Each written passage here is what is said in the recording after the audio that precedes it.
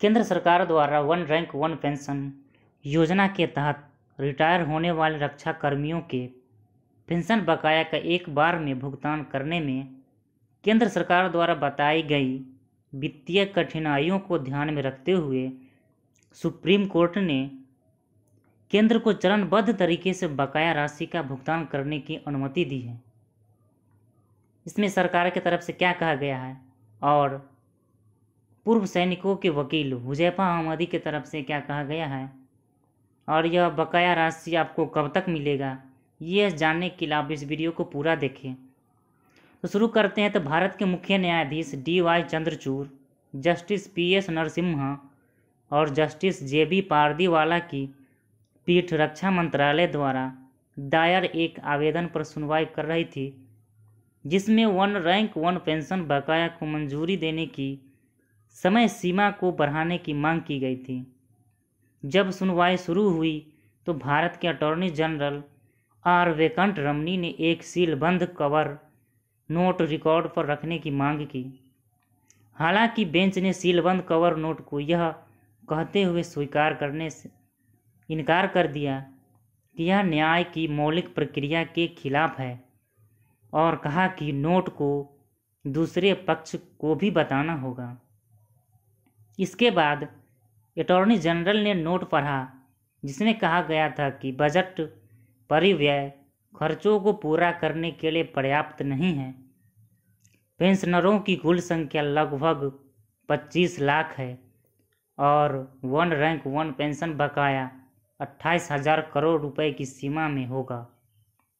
2022-23 के लिए केंद्रीय रक्षा मंत्रालय के लिए बजटीय परिव्यय 5.85 लाख करोड़ था, जिसमें से 1.32 लाख करोड़ रुपए पेंशन के लिए नियोजित व्यय है।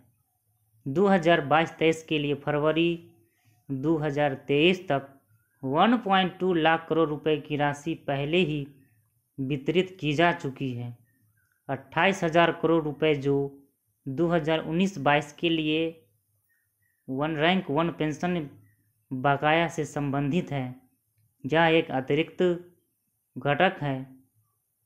अटॉर्नी जनरल के नोट में कहा गया है कि केंद्रीय रक्षा मंत्रालय ने वित्त मंत्रालय के साथ इस मामले को उठाया था, जिसने एक बार में धन उपलब्ध कराने में असमर्थता व्यक्त की और भुगतान का सुझाव दिया। तो पूर्व सैनिकों की ओर से पेश हुए सीनियर एडवोकेट हुजैफा अहमदी ने अदालत को बताया कि यह किस्तें मार्च 2019 में देय थी। हुजैफा अहमदी ने पूछा कि उन्होंने अपने जीवन के सबसे अच्छे वर्षों में देश की सेवा की है और वे सरकार की अंतिम प्राथमिकता क्यों है। पीठ ने इसके बाद आदेश निर्धारित किया। टिप्पणियों के साथ कहा कि वास्तव में केंद्र सरकार वन रैंक वन पेंशन योजना के संदर्भ में इस न्यायालय के फैसले का पालन करने के लिए बाध्य है।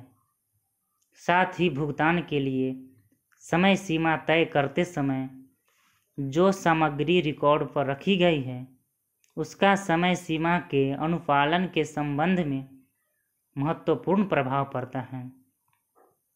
केंद्र सरकार ने प्रस्ताव दिया है कि 25 लाख में से 4 lakh one rank one pension के लिए योग्य नहीं है।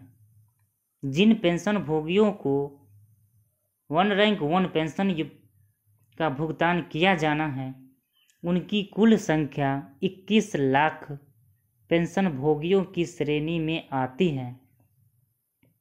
21 लाख में से परिवार पेंशनरों और वीरता पुरस्कार विजेताओं सहित 6 लाख पेंशनरों को संपूर्ण बकाया राशि का भुगतान करने के लिए संघ ने अंडरटेकिंग दिया है।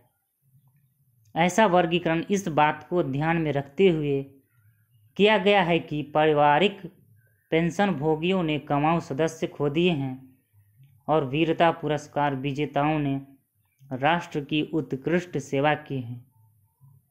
संघ ने यह भी प्रस्ताव दिया कि 70 वर्ष से अधिक आयु के पेंशन भोगियों को 4 से 5 महीने की सीमा के भीतर देय राशि का भुगतान किया जाएगा। शेष समूह के लिए एरियर का भुगतान 3 किस्तों में मार्च 2024 तक किया जाएगा। उसके बाद कोर्ट की पीठ ने निर्देश जारी किए।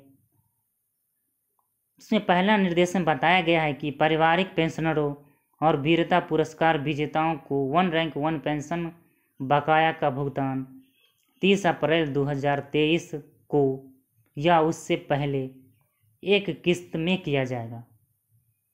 दूसरा निर्देश में कहा गया है कि 70 वर्ष या उससे अधिक की आयु पूरी कर चुके पेंशन भोगियों के OROP बकाया का भुगतान 30 जून 2023 या उससे पहले किया जाएगा। केंद्र सरकार या तो पूरी बकाया राशि का भुगतान एक किस्त में करेगी या इसे बांटने के लिए स्वतंत्र होगी। तीसरा निर्देश में कहा गया कि पेंशन भोगियों के बकाया के कारण शेष OROP की कुल राशि का भुगतान 31/8/2023, 30/11/2023 और 28 फरवरी 2024 को या उससे पहले समान किस्तों में किया जाएगा। बेंच ने अपने आदेश में ये सब कहा।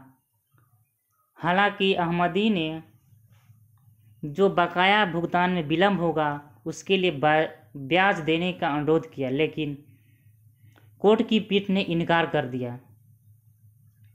यह मामला 16 मार्च 2022 को सुप्रीम कोर्ट ने 1 रैंक 1 पेंशन योजना को बरकरार रखते हुए केंद्र को 3 महीने की अवधि के भीतर बकाया भुगतान करने का निर्देश दिया था। बाद में सितंबर 2022 में समय सीमा को 3 महीने और बढ़ा दिया गया। जनवरी 2023 में यह समय सीमा को बढ़ाकर 15 मार्च 2023 कर दिया गया था। अब यह समय सीमा आगे बढ़ाया गया है। ऐसा है, आप समझ गए होंगे। आप ऐसे ही नई नई जानकारियों से अपडेट रहने के लिए इस चैनल को सब्सक्राइब कर लें, लाइक करें और शेयर करें।